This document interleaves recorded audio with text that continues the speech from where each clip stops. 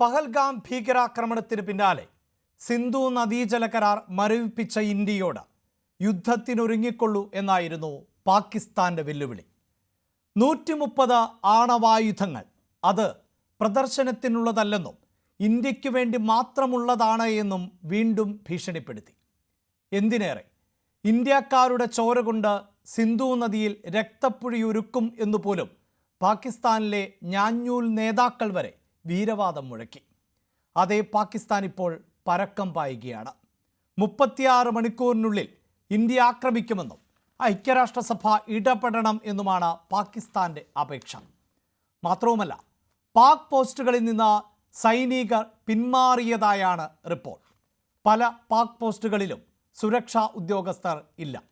പോസ്റ്റുകൾക്ക് മുകളിലെ പാക് കൊടികളും മാറ്റിയിട്ടുണ്ട്. അതേസമയം പാകിസ്ഥാനെതിരെ സമഗ്രമായ യുദ്ധതന്ത്രം ആണ് ഇന്ത്യ ആവിഷ്കരിച്ചിരിക്കുന്നത്.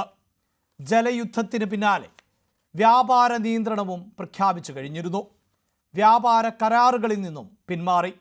സമൂഹ മാധ്യമങ്ങളിലും വലിയ നിയന്ത്രണം ആണ് ഏർപ്പെടുത്തിയത്. പാക് അനുകൂല ചാനലുകളും സോഷ്യൽ മീഡിയ അക്കൗണ്ടുകളും നിരോധിച്ചു.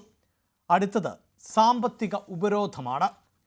വർഷങ്ങളായി തുടരുന്ന സാമ്പത്തിക പ്രതിസന്ധി, വിപണിയിലെ തകർച്ച, രാഷ്ട്രീയ അസ്ഥിരത, തൊഴിലില്ലായ്മ, അടിക്കടിയുള്ള പ്രകൃതി ദുരന്തങ്ങൾ, അങ്ങനെ തകർച്ചകളിൽ നിന്ന് കരകയറാൻ സാധിക്കാതെ കിതയ്ക്കുന്ന പാകിസ്ഥാന് ഇന്ത്യയുടെ തിരിച്ചടി താങ്ങാനാവില്ല.